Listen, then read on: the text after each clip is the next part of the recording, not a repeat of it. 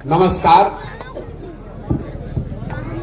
आप अपने गांव के इस प्रांगण में इतनी बड़ी संख्या में शाम के समय में जुटे हैं, मुझे मेरी बात कहने का अवसर दे रहे हैं, आपसे मिलने का अवसर दे रहे हैं, इसके लिए आपका तहे दिल से शुक्रिया अदा कर रहे हैं, आपका आभार व्यक्त कर रहे हैं।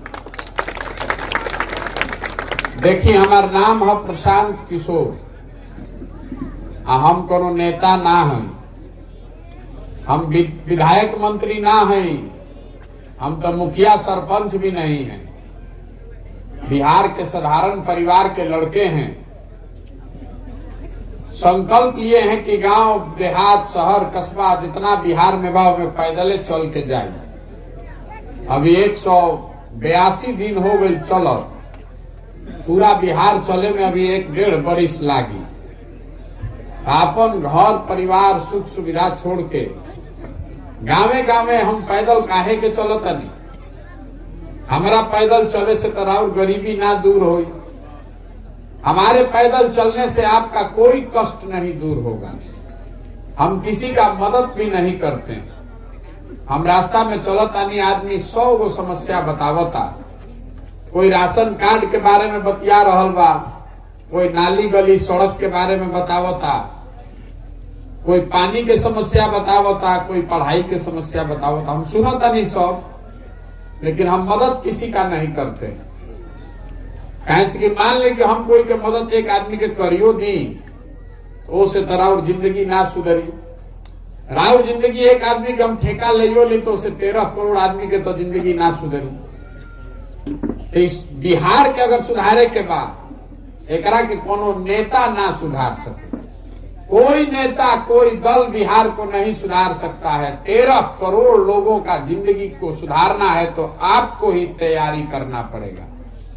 यही से चलल बानी पैदल। ये बतावे मछली नहीं थी बाटो, मछली मारे सिखावे आयल बानी। हमने के दुर्दशा काहे बाई, पहले बात के समझी। एक बार समझ में आ जाए तो अपने आप जीवन एक तरह से बेहतर हो जाए। देखिए, नेता जे बा जे मंच पावता, जे सरकार में रहता, वो कहता कि हम बहुत बढ़िया काम करता। जे ओकर विरोधी बा तो ओकरा के गरियावता के भाई तो कुछ कामे नहीं खन करत। यही तू में लागल बा। तो हमरो कहनी है कि हम नेता ना हैं तो हम कोई के शिकायत ना करी। हम उल्टा बात कहतनी। मान ली बिहार में जे नेता बा, जे सरकार में बा, ओकरा के मान लिहल जाओ कि काम करता।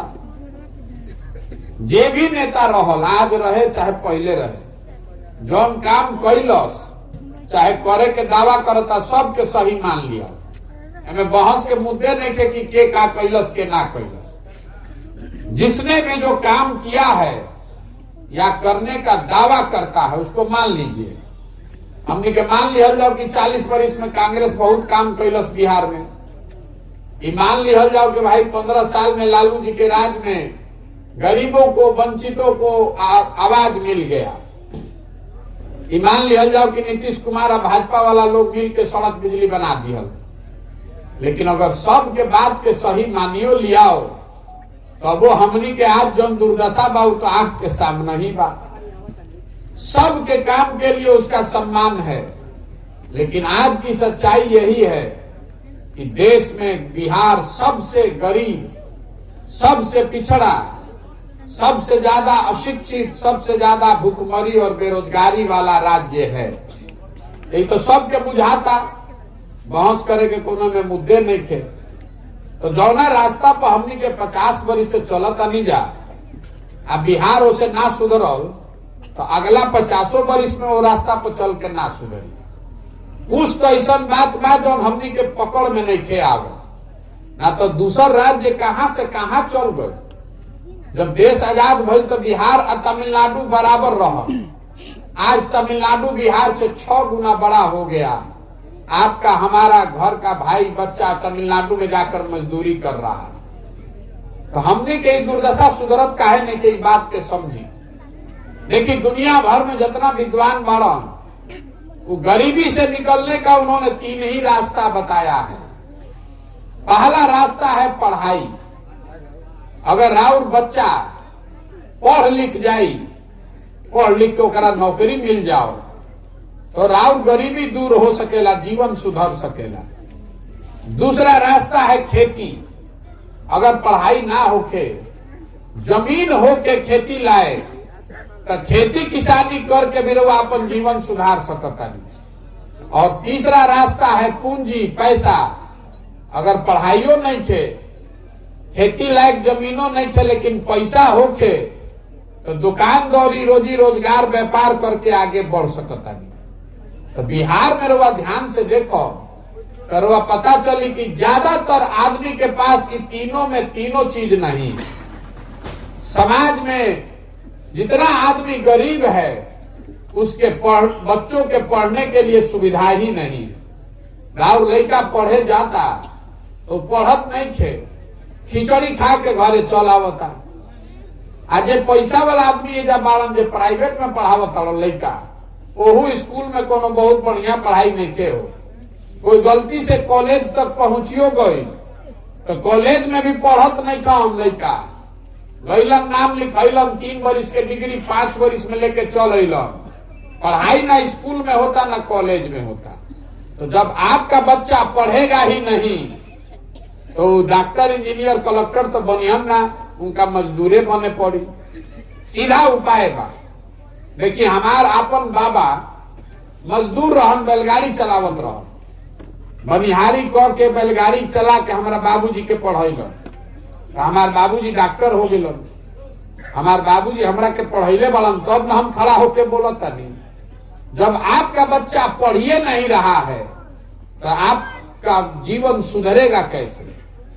तो मान ली गिरवा कह के भैया पढ़ियो लिख के कोनो फायदा नहीं थे, तो दूसरा रास्ता रवा के बताइनी है खेती। तो बिहार में जो 100 आदमी रहता, उनमें 60 आदमी के पास तो एको धूर जमीने नहीं थे। ऐजा समाजवाद के नाम पर, गरीब के नाम पर राजनीति होता, लेकिन पिछला 75 साल में भूमि सुधार का कानून नहीं लगाया गया। उस वजह से ज्यादातर लोग, देश में सबसे ज्यादा भूमिहीन लोग बिहार में हैं। 100 में 60 आदमी बिहार में उसके पास एक धूर जमीन नहीं है। जब 40 आदमी खेती करत जरा भी जमीन बा, वो 40 में 35 आदमी के पास 2 बीघा से कम जमीन बा। तो बिहार में खेती करे वाला आदमी जे बा, वो कमाए खातिर खेती नहीं खे करत, वो खाए खातिर खेती करता। 2 बीघा में रवा उतने उपजा पावता नहीं कि और बाल बच्चा के पेट भर जाओ, उसे कमाए के उपाय नहीं के। गेहूं रवा बोले बानी तो हमें सरसों तीसी रवा छिटता नहीं कि तेल ना खरीदे के पड़ो, वो सरसों तीसी के बेच कर रवा पैसा ना कमा सकी। तो 100 में 5 गो आदमी बिहार में ऐसा बाड़न जे खेती करके आमदनी करता। बाकी आदमी यहाँ तो खेत में काम करके अपन बाल बच्चा के पेट भरता, चाहे खेत में मजदूर बा। तो पढ़ाई जब बाना आ खेती करके आगे बढ़े के उपाय बाना। तो तीसरा रास्ता रवा के बताइनी है पैसा, पूंजी। अगर पैसा रहित लोग के पास, चाहे सरकार रवा के कर्जा दे दी, पैसा दे दी, तो कुछ रवा रोजी रोजगार कर लेती। कुछ ना करती तो 5 गो भैंसे खरीद के दूध बेचती, कोई दुकान खोल ली, कोई गाड़ी चलवाई, कोई सैलून खोल ली, कोई मछली पाल ली, कोई मुर्गी पाली। तो बिहार में औसतन हमनी के एक आदमी कमाता 35,000 रुपया। एकरा के याद रखो, एक आदमी साल में यहाँ 35,000 रुपया कमाता है औसतन। मतलब एक परिवार के आमदनी भइल 1.5 लाख रुपया। देश में कितना आदमी कमाता? देश में प्रति व्यक्ति आदमी कमा रहा है 1,45,000। बिहार में कमाता है आदमी 35,000। तो 35,000 में रवा साल भर खाहू के बा, बचाऊ के बा। तो 35,000 में रवा खाई का, बचाई का। तो आपके पास शिक्षा है नहीं, खेती से आगे बढ़े के उपाय बाना, और पैसा पूंजी है नहीं के, तो गरीबी से रवा निकलब कैसे? जितना हाथ पांव मारे के बाद मार ली, जितना घंटा रवा मेहनत करे के बाद कर ली, जरा के वोट देवे के बाद दे दी। ये सुधर नहीं सकता जब तक यहाँ पर बच्चों के पढ़ने की व्यवस्था नहीं होगी। कि सब गरीब से गरीब बच्चा भी पढ़ लिख जाओ, तब तक सुधार ना हो सके। जब तक एजा खेती के कमाए वाला खेती ना बनावल जाए, ए भाई धान गेहूं होके चाहे ना, सब्जी फल मसाला होके, सरकार होकर भाव दे, व्यवस्था बनाओ ताकि रवा एक बीघा जमीन में तो में कुछ रवा कमाई, और हाथे हाथे पूंजी ना दियाई। रवा गांव में 100 पर 5% पर ब्याज पर कर्जा लेता नहीं। सरकार अगर वह कर्जा 10 रुपया सालाना पर देवे लागो, अभी रवा 60 रुपया सालाना लागता, तो कितना और फायदा हो जाए। ये 3 चीज करना पड़ेगा, बच्चों के पढ़ाई की व्यवस्था, खेती से कमाई का व्यवस्था, और हाथे हाथ रोजगार होको ओकरा खातिर पूंजी के व्यवस्था। अब रउआ तुरंते पूछो, ये भाई जब तक प्रशांत किशोर तहरा बुझाता तो इतना बड़ा बड़ा विद्वान नेता लोग के नीचे बुझा, सबको बुझा रहा, तो कर क्यों नहीं रहा है ये बताएंगे। अभी 1 मिनट में आपको बात समझ में आएगा। देखिए इतना आदमी रवा खड़ा बानी, जब बहुत ध्यान से रवा सुनो तनी बात। अभी रवा से वो सवाल करब, रवा जवाब देवे के बाद रवा तुरंत पता चली कि बिहार में हमनी के दुर्दशा काहे बा। सबके बोले के बाद मुंह से हाँ चाहे ना, और कुछ बिहार में होके चाहे ना, इतना तो सबके बुझाता कि भाई लड़कन के पढ़े के व्यवस्था होके के चाहिए, कि ना होके के चाहिए। सबके बोले के बाद सोच के बताई, सड़क बनो चाहे ना, पानी आओ चाहे ना, लड़कन के पढ़े के व्यवस्था होके के चाहिए ना भाई।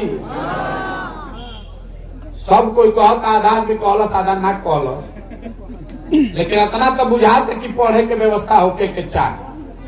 तो अब सब कोई अपना अपना लड़कन के नाम पर ईमानदारी से दिल पर हाथ रख के बोली कि अपना जीवन में रउआ कभी पढ़ाई खातिर शिक्षा खातिर वोट देले बानी? कोई देले बा भाई? तो बताओ कि हम देले बानी भैया। कोई देले बा? कोई नहीं थे देले। रास्ता हम चलता नहीं, सब आदमी ये कहते हैं भैया शिक्षा सुधारी। कैसे सुधारी रे भाई? रउआ प्रशांत किशोर के का जरूरत बा? रउआ मोदी नीतीश लालू के जरूरत नहीं है। आपको मालूम है कि अगर शिक्षा सुधर जाए तो आपके बच्चों का, आपका कल्याण हो सकता है, लेकिन आप शिक्षा पर वोट नहीं देते। तो जो हम ताला खोले के बाद चाबी लगाते नहीं तो ताला खुली कैसे? रउआ बुझाता कि नेता चोरी करता। अभी जे करे के बतियावल जाए सबे ये कहता कि भैया हमनी के नेता ठगता। हम एकमात्र आदमी है खड़ा होकर रोज कह रहे हैं कि नेता आपको नहीं ठग रहा।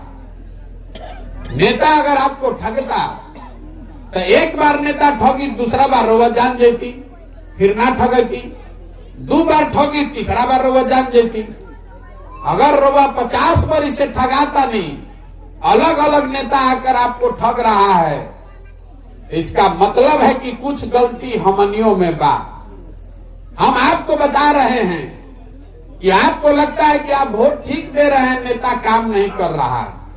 हम कह रहे हैं कि नहीं, जो उन चीज पर वह वोट देता नहीं वह मिलता, पूरा पूरा मिलता। आपने वोट दिया है 5 किलो अनाज पर, 5 किलो अनाज पर वोट दिया ही बनो। तो बिहार में कतनो चोरी होता, 1 किलो चोरी करके 4 किलो अनाज मिलता कि नहीं थे मिलत? रउआ हम वोट देले बानी जा राम मंदिर बनावे खातिर, तो 30 वर्ष के बादे सही रउआ गांव में स्कूल बनो चाहे ना, अयोध्या में राम मंदिर बनो तक नहीं थे बनो। रउआ वोट देता नहीं जात देख के, तो जात के चर्चा बिहार में हर जगह जात के चर्चा गन्ना होता कि नहीं थे हो। रउआ वोट देले बानी मोदी जी के 56 इंच के सीना देख के, तो सुबह शाम टीवी खोलता नहीं तो मोदी जी के फूलल सीना, चमकत चेहरा लौकता कि नहीं के लौकता। रउआ वोट देले बानी बिजली खाती, तो घरे घरे बिजली आ गई बा कि नहीं के आ गई? भले बिल आवा तो 6000, लेकिन बिजली आ गया है ना घर घर। आपने वोट दिया है गुजरात में विकास का कहानी सुनकर, तो गुजरात के हर शहर में फैक्ट्री लागल बा। राउर लइका राउर घर के सवांग जाके गुजरात में मजदूरी करत के नहीं कम करो। ये हमरा के काहे के बतावत नहीं? ये लोकतंत्र की ताकत है। जिस चीज पर भी आप वोट दीजिएगा वो कम या ज्यादा आपको मिलेगा। जब आप अपने बच्चे के पढ़ाई के लिए, रोजगार के लिए वोटे नहीं दे रहे हैं तो मिलेगा कैसे? यही खातिर पद यात्रा करतनी और उनमें कोनो ज्ञान नहीं थे। गाँव जाता नहीं, गाँव जाता नहीं, वोट नहीं की मांगत, वैसे हाथ जोड़ता नहीं सबके। अरे भाई, अपना नहीं तो अपने बच्चों का चेहरा देखिए। एक बार नेता को नहीं, दल को नहीं, विचारधारा को नहीं, अपने बच्चों के पढ़ाई और रोजगार के लिए वोट दीजिए, तब बिहार सुधरेगा। अतने कहता समझ में आवे तो ठीक बा, और ना समझ में आवे तो जेकर झंडा लेके घूमे के बाद घूमी, जिसको वोट देना है दीजिए, कोई नहीं सुधार सकता है। जब तक आप अपने बच्चे के लिए नहीं खड़ा होइएगा। रउआ अपन लड़का के चिंता ना करब तो कोनो नेता और लड़का के चिंता करी। अरे आपका लड़का बीए में करके बेरोजगार बैठा है, आपको चिंता नहीं है। नेता का लड़का 10वां नहीं पास है, वो भी मुख्यमंत्री बनेगा। जब रउआ अपन लड़का के चिंता नहीं करत तो कोई रउआ के चिंता ना करे। हमारा एक आदमी कहता कि प्रशांत भैया रउआ आगे चली, हमनी के सब आदमी बानी जा तन मन धन से आपके साथ हैं, तो हम आपको हाथ जोड़ के कह रहे हैं, हमको आपका साथ नहीं चाहिए। बिहार में जो लोग अपने बच्चों के साथ नहीं खड़े हैं, आप हमारे साथ खड़ा होइएगा। जो अपना लड़का खातिर नहीं खड़ा हो, आपके नस में जाति का, धर्म का नशा इतना घुस गया है कि आपका लड़का आधा पेट खा के सुतता। राउर लड़का पढ़त नहीं थे, राउर लड़का पढ़ लिख के बेरोजगार बैठल बा, तबो राउर आंख नहीं के खुलत। रउआ प्रशांत किशोर खातिर जागो नहीं जगिएगा। इसीलिए कह रहे हैं कि हमारे साथ नहीं, अपने बच्चों के साथ खड़ा होइए। एक बार संकल्प लीजिए, अपने वोट का कीमत समझिए। आपके वोट का कीमत जाति नहीं है, आपके वोट का कीमत नाली गली 5 किलो अनाज नहीं है, आपके वोट का कीमत है आपके बच्चों का भविष्य। हमनी की उम्र तो आधा बीत गई, हमारा उम्र है 45 साल, तो कोई 90 साल 100 साल जियो था, आधा उम्र तो हमार निकल गई।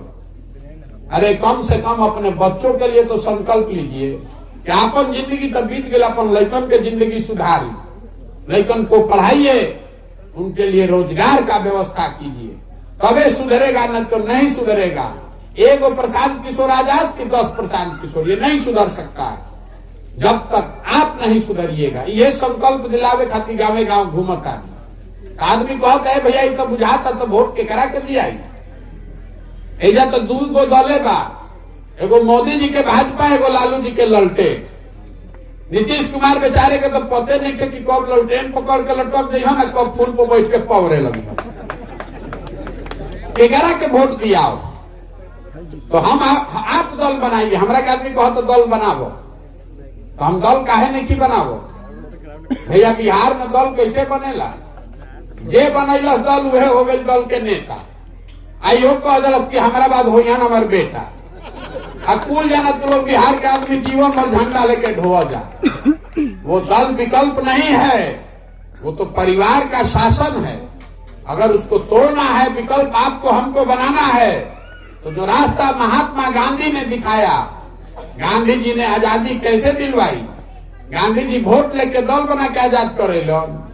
गांधी जी ने समाज को जगाया, गांधी जी आगे आगे चले, पीछे से पूरा समाज चला, तो अपने देश की आजादी मिलो। तो अगर बिहार को गरीबी, भ्रष्टाचार, बेरोजगारी से आजादी दिलवाना है तो सबको कंधा लगाना पड़ेगा। प्रशांत किशोर के पीछे चले से ना होई, प्रशांत किशोर के साथ आपको कंधा लगाना पड़ेगा। ये मिलकर व्यवस्था बनानी पड़ेगी।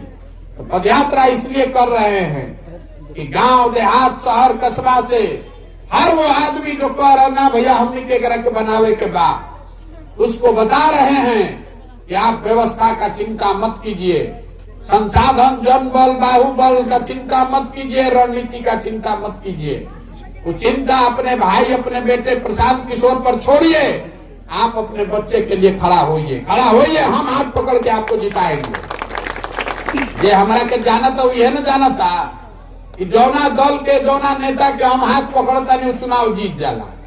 तो इस बार संकल्प लिए हैं, किसी दल का नहीं, नेता का नहीं, आपका बिहार की जनता का हाथ पकड़े हैं और भरोसा रखिए आपको भी हारने नहीं देंगे। गरीब से गरीब आदमी भी जिसमें काबिलियत है, अगड़ा हो, पिछड़ा हो, हिंदू हो, मुसलमान हो, महिला हो, पुरुष हो, जो आदमी भी सही है, समाज का सही आदमी है, वो आए, इस व्यवस्था में कंधा लगाए और बराबरी के आधार पर एक नया विकल्प बनाए। अब रउआ बताएं, इतना ध्यान से रउआ सुननी, इन प्रयास होके के चाहे कि ना होके के चाहे? प्रयास होना चाहिए कि नहीं होना चाहिए? अभी हम एगो रउआ से नारा लगवाई, मैं बोलूंगा जय बिहार, आपको बोलना है जय जय बिहार, जय बिहार। छपरा के आदमी में हथने दम बा, जय बिहार, जय बिहार, जय बिहार, जय बिहार। हम नारा बिना मतलब के हम नारा भी ना लगवाएं। रवा नारा सुन ले हो कब, हर हर मोदी, घर घर मोदी। 2014 में 2013-14 में हम यूपी बिहार में आई रही तो घर घर में आदमी मोदी जी के ना जानत रहे। ये नारा लिखवावल गई, हर हर मोदी, घर घर मोदी। तो हम ये नारा काहे लगवावता नहीं, जय बिहार, जय जय बिहार, इसको समझिए। इसलिए ये नारा लगवा रहे हैं कि बिहार में, समाज में हम लोग का आत्मसम्मान मर गया है। हर दिन पूरे भारत भर में बिहार के लड़का जो पढ़े जाता सन, मजदूरी करे जाता सन, जे करे मन होता वह करिया देता, जिसको मन हुआ 2 थप्पड़ मार दिया। बिहारी मतलब बेवकूफ, बिहारी मतलब अनपढ़, बिहारी मतलब बुर्बक। कोई तमिलनाडु में मार देलस, कोई गुजरात में मार देलस, हमनी के सब आदमी बुर्बक बनी जा। अरे बिहार के आदमी बुर्बक नहीं है, यहाँ के नेताओं ने हम लोग को बुर्बक बना दिया है। ये तो ज्ञान की भूमि रही है, ये तो ज्ञान की भूमि रही है। देवताओं को भी बिहार में आकर ज्ञान मिला है। 1500 साल तक पूरे देश में बिहार से राजनीति हुआ है। हमनी के आज दुर्दशा देखी, हमनी के लइकन के पढ़े खातिर, मजदूरी करे खातिर गुजरात या महाराष्ट्र जाए पड़ता, लात खाए पड़ता, जलील होके पड़ता। इसीलिए ये नारा लगवा रहे हैं हर आदमी से, इस मिट्टी का गौरव करना सीखिए। ये साधारण भूमि नहीं है।